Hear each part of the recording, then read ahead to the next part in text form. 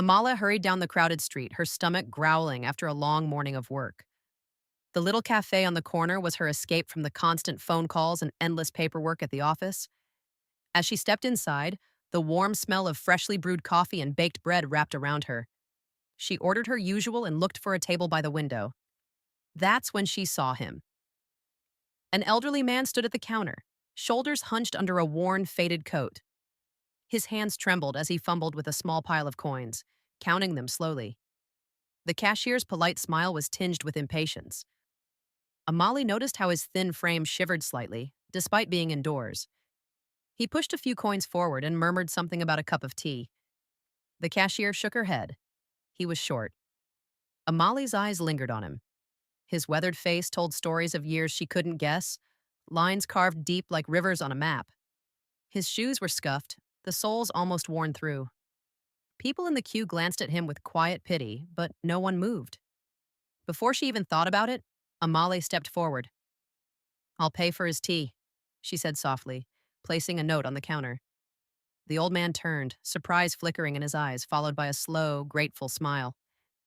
"Thank you, my dear," he said, his voice low but warm, carrying an accent she couldn't place. They sat at a small table sipping their drinks. He told her his name was Babatunde. He spoke gently, in a way that made every word feel deliberate. He mentioned having traveled the world once, but offered no details. She wanted to know more, but before she could ask, he finished his tea, stood up, and thanked her again. Then, just like that, he was gone, slipping into the street, swallowed by the afternoon crowd. Amahle sat there for a moment, watching the door swing shut. Something about him stayed in her mind, the way his eyes had a spark that didn't match his worn clothes. She didn't know why, but she had a feeling this small act of kindness wasn't the end of their story. Babatunde's hands curled around the warm cup, steam rising gently into the cold afternoon air. Amahle watched him take slow, careful sips, as if each one was something precious. She asked if he came to the cafe often. He gave a small chuckle, shaking his head. "Not often. I prefer to walk, to see the streets, the people. Reminds me of the cities I've visited." Her curiosity sparked. "You've traveled?" she asked, leaning in slightly. His eyes lit up for a moment. "Oh, yes. I have seen the oceans, the deserts, mountains capped with snow. I have eaten bread baked in stone ovens in Italy, and fish straight from the river in Ghana." He spoke like someone painting pictures in the air, but each sentence was brief, almost like he was afraid of giving too much away. Amahle wanted to know more. What brought him here? Why he seemed to be alone? How someone who had seen the world ended up counting coins for tea. But whenever she asked, he would smile, turn the question back to her, and listen quietly as she spoke about her work, her dreams, and her love for Cape Town. The conversation felt easy, yet strangely incomplete. There was something about him, an old-world grace in the way he spoke, a quiet strength that didn't match the fragility of his appearance. He thanked her for the tea more than once, each time looking her straight in the eyes as if his gratitude was deeper than just the drink in his hands. After a while, he glanced at the door. "I should be going," he said softly, standing with a little effort. Amahle reached for her bag, thinking maybe she could walk him somewhere, but he waved gently. "No, my dear. You have already done more than enough." She watched as he stepped outside, disappearing into the steady flow of pedestrians. A faint breeze slipped through the open door before it closed behind him. Amahle sat there, fingers wrapped around her coffee cup, replaying their talk in her mind. Something told her this wasn't just a passing encounter. There was more to Babatunde than met the eye, much more. The moment Amahle stepped back into the office, the warm comfort of the cafe faded. The hum of printers, the clacking of keyboards, and the sharp scent of coffee all felt heavier today. She hadn't even reached her desk when Miss Komatsu's voice cut through the air. "Amahle, in my office, now." Her heart sank. Inside, Miss Komatsu paced like a storm brewing. Why were the financial reports late? And who approved the wrong figures for the quarterly update? Amahle blinked in confusion. "Ma'am, I didn't—" "Don't make excuses," Miss Komatsu snapped, slamming a folder on the desk. "You're careless, and this department can't afford it. Amahle bit her tongue. She knew the reports had been delayed because another team hadn't sent their data on time, but arguing with Miss Komatsu was like shouting into the wind. It would only blow back harder. She left the office, cheeks hot, her coworkers glancing up as she passed. Back at her desk, she tried to focus, but the whispers in the break room were hard to ignore. Two colleagues huddled by the coffee machine, their voices low but eager. They say he's coming next week, one whispered. The owner, himself. Amahle had heard of him, the reclusive billionaire who built the company from scratch. Nobody had seen him in years. Some said he lived overseas. Others claimed he walked the streets in disguise to see how people really worked. Another colleague leaned in. Apparently, he's ruthless. People get fired on the spot if he doesn't like them. The gossip left a thick, uneasy air in the office. Amahle sighed, rubbing her temples. Between the false accusations and the tense atmosphere, she felt like she was walking on glass. Still, she buried herself in her tasks, determined not to let the pressure show. She didn't know it yet, but the rumors swirling through the corridors were more than idle chatter. The owner's visit was coming sooner than anyone expected, and when he arrived, her life would be pulled into the center of it all. The morning after the chaos at work, Amahle decided to take her lunch break earlier than usual, hoping to avoid the midday rush. As she approached the little cafe, she spotted a familiar figure standing just outside, hands tucked into that same worn coat. Baba Tunde. He saw her and smiled warmly. Ah, my friend, he greeted. It seems we meet again. They walked inside together, and she insisted on buying him tea this time without hesitation. They chose a small table in the corner, away from the noise. Baba Tunde's eyes studied her face for a moment before he asked, You look tired. Has something troubled you? Amahle hesitated, but then let the words spill out. She told him about the endless workload, about Miss Komatsu's constant criticisms, and how it felt like no matter how hard she worked, no one noticed. I want to do more than just type reports and file papers, she said quietly. I want to make a difference, to create something that matters, but in that office, I'm invisible. Babatunde listened without interrupting, nodding slowly, his gaze steady. Invisible to some, he said at last, but not to all. Sometimes the ones who see the most are the ones who say the least. His words puzzled her, but there was comfort in them. She found herself sharing small dreams, how she wished the company cared more about its employees, how she wanted to start a program to help local youth learn office skills, how she imagined creating change from the inside. He leaned forward slightly. And if you had the chance, would you take it? Of course, she replied without thinking. But chances like that don't come to people like me. Babatunde only smiled, sipping his tea. You might be surprised. When they parted, Amahle felt lighter, though she couldn't explain why. There was something about his calmness, the way he seemed to see beyond her words. She walked back to work, unaware that this conversation was quietly setting the stage for the moment that would change everything. The hum of the office was broken by the clatter of heels approaching Amale's desk. Lorado leaned against the edge, arms folded, her voice low but edged with concern. Amahle, can I give you some advice? Amahle glanced up from her work. Sure. I saw you yesterday, Lorado said, lowering her tone even further. With that old man outside the cafe. People are starting to talk. You know how this place is. Every little thing becomes gossip. Amali's brow furrowed. Talk about what? I bought someone tea, that's all. That's not how it looks, Lorado insisted. They think you're getting too friendly with strangers. And with the owner's visit coming, the last thing you need is management thinking you're distracted or unprofessional. Amahle set her pen down, frustration stirring in her chest. So, showing kindness is now unprofessional? Lorado sighed. I'm just saying, this company is cutthroat. People will use anything against you. You have to protect your image. Amahle shook her head slowly.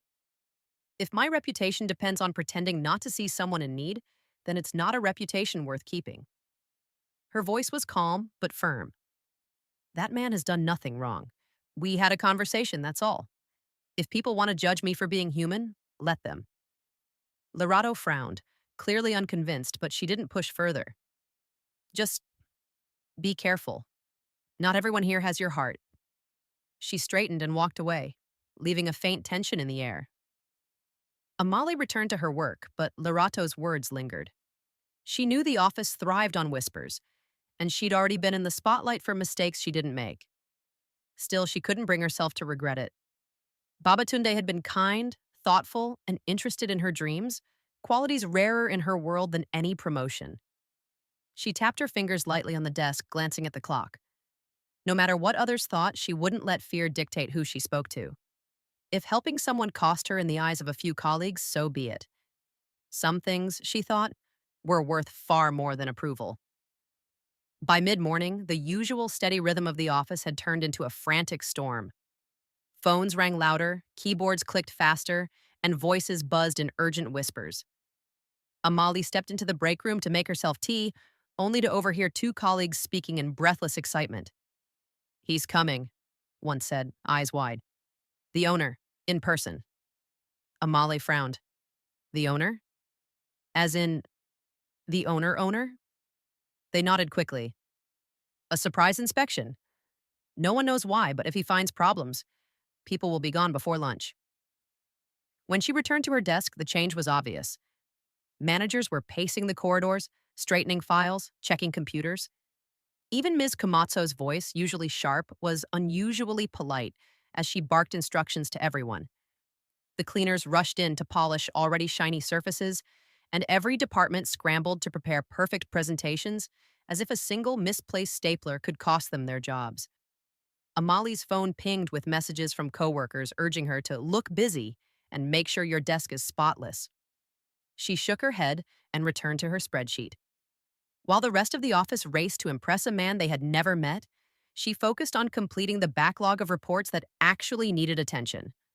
Still, she couldn't ignore the tension. It crackled in the air like the moments before a thunderstorm. Some employees whispered about pay cuts, others feared a restructuring. One rumor even claimed he was coming to shut the whole branch down. Amahle tried not to think about it. She had learned long ago that worry never solved anything. She worked steadily, calmly, even as footsteps and hushed voices moved up and down the hallway outside her door. In truth, she didn't care much about meeting the owner. She assumed he was like most billionaires, too far removed from ordinary staff to notice them. And if he did notice her, it would probably be for something small, like a typo in a report. What Amahle didn't know was that the surprise inspection would be far more personal than she imagined, and the man everyone feared meeting had already shared a quiet cup of tea with her. Amahle balanced a stack of neatly bound reports in her hands as she made her way down the hall toward the boardroom. Ms. Komatsu had been unusually tense that morning, thrusting the documents at her with a curt, "Take these to the owner." Now. She pushed open the heavy door, ready to quietly slip in, deliver the papers, and leave. But the moment her eyes landed on the man at the head of the long mahogany table, her steps faltered. Babatunde. He sat there in a perfectly tailored navy suit, a silk tie knotted neatly at his throat, his posture straight and commanding. The worn coat and weathered shoes from the café were gone, replaced by the polished air of a man who belonged in a room of decision-makers. Around the table, department heads and senior managers turned to watch her, but the only thing Amahle could focus on was Babatunde's calm, knowing smile. "You," she whispered before she could stop herself. Gasps rippled through the room. Ms. Komatsu's head snapped toward her, eyes wide with confusion, then toward Babatunde, as if trying to understand what was happening. Babatunde stood slowly, his voice steady but warm. "Good morning, everyone. For those who don't know me, I am Babatunde Adewale, founder and owner of this company." The room fell silent, heavy with disbelief. Amahle felt her pulse in her ears. She searched his face, looking for some explanation, but he only gave her a small nod as if to say, "We'll talk later." Ms. Komatsu's jaw tightened, and several executives shifted uncomfortably in their seats. Babatunde continued, "Before we begin, I'd like to acknowledge someone in this room who reminded me of the values this company was built on." His gaze rested on Amahle. "She didn't know who I was when we met. She showed kindness with no expectation in return. That is the kind of integrity we need more of here. Amahle's throat tightened. She stood frozen, the report still in her hands, as the weight of his words and the truth of who he was settled over her. Babatunde's voice carried easily across the boardroom, each word deliberate. Last week, he began, I walked into a small cafe not far from here. I was cold, I had few coins, and I was just another old man on the street. Most people looked away, but one young woman noticed. All eyes in the room turned toward Amahle, still standing near the door, clutching the reports. She felt the weight of their stares but couldn't move. She paid for my tea, Babatunde continued, his gaze never leaving hers. She didn't know me. She didn't ask for anything in return. She simply saw someone in need and chose to help. That is the kind of person who makes a company strong, not only through skill, but through heart. A murmur ran through the room. Some executives looked impressed, others surprised. Amahle caught the faintest movement from Ms. Gamazzo, her shoulders stiffening, her lips pressing into a thin line. Babatunde turned toward the managers. In this business, we talk about numbers, profits, and efficiency. All of that matters. But without integrity, without compassion, those numbers mean nothing. This young woman reminded me of that truth. He stepped closer to Amahle, his presence both commanding and gentle. You are an example of what I want this company to represent, not just in Cape Town, but everywhere we operate. The words washed over her, both humbling and overwhelming. She glanced at Miss Komatsu, whose expression was tight with forced politeness. Babatunde addressed the room again. Let it be clear, positions here are not secured by titles alone. They are earned by action, by character. And Amahle has demonstrated both. He gestured for her to take a seat at the table, not among the junior staff, but beside the executives. The shift in the room was palpable. Whispers started again, but this time they weren't about gossip. They were about her. Amahle sat down slowly, her heart pounding.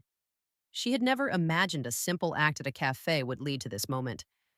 And yet, here she was, recognized in front of the entire leadership team by the man she once thought was a stranger. Babatunde rested his hands on the edge of the table, his eyes still on Amahle. I believe in rewarding those who live the values we claim to stand for, he said. Amahle, I would like to offer you a new position, one where you can help shape the culture of this company.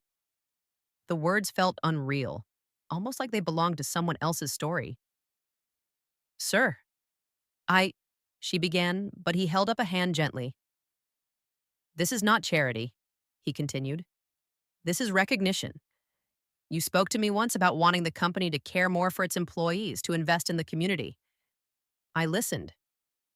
He reached into a folder on the table and slid a document toward her. This outlines a role I am creating for you, Community Engagement and Culture Officer. You will work directly with me to make those ideas a reality. Gasps echoed softly around the room. Even the most seasoned executives seemed caught off guard. And there is more, Babatunde added, his tone warm but firm. You told me about your dream to start a program teaching office skills to young people in need. I am personally funding its launch, enough to cover its first year with full support from the company. Amahle's breath caught. She remembered that conversation over tea, thinking it was just idle talk with a kind stranger. Now it was being brought to life in front of the most powerful people in the building. I don't know what to say, she managed. Say yes, Babatunde replied with a small smile. And then get to work. She nodded slowly, emotion tightening her throat. Across the table, Miss Komatsu's face was carefully neutral, but the flicker in her eyes betrayed her discomfort. Babatunde straightened. Let this be a reminder to all of us. Success is not measured only in profit, but in the lives we touch. Amahle, you've touched mine. Now, let's see how many more you can reach. The room broke into polite applause, but for Amahle, the sound faded into the rush of realization. Her life had just changed forever. The late afternoon sun cast a warm glow over the small cafe, the same one where everything had begun. Amahle sat at her favorite corner table, a laptop open in front of her, a stack of neatly organized papers beside her. Her new role kept her busy, but today she had chosen to work here, surrounded by the hum of chatter and the comforting aroma of fresh coffee. She wore a crisp blazer now, her posture straight, her movements calm and assured. The barista greeted her by name, and a few customers gave her polite nods, recognizing her as someone important, even if they didn't know exactly who she was. As she sipped her tea, a movement at the counter caught her attention. A young man in worn jeans and a faded shirt stood there, patting his pockets with a troubled expression. The cashier's voice was gentle but firm. "I'm sorry, you're short by a few rand." The boy looked down, embarrassment clouding his face. I, I'll just leave it," he mumbled, starting to step away. Amale's heart stirred. She didn't need to think. She closed her laptop, rose from her seat, and walked toward the counter. "I'll cover it," she said with an easy smile, placing a note on the counter. The boy's head lifted, surprise in his eyes. The same surprise she had once seen in Babatunde's. "Thank you, ma'am," he said softly. "No need," she replied. "Enjoy your meal." As she returned to her seat, she felt a quiet warmth spread through her. She thought of Babatunde, how a simple cup of tea had led to the biggest change in her life. She wondered if this boy's story might also take an unexpected turn. She opened her laptop again, but her gaze lingered on the young man now eating by the window, a faint smile on his face. Because deep down, Amahle knew the truth that Babatunde had taught her. Small acts can ripple far beyond what we imagine. After all, you never know who you're really serving.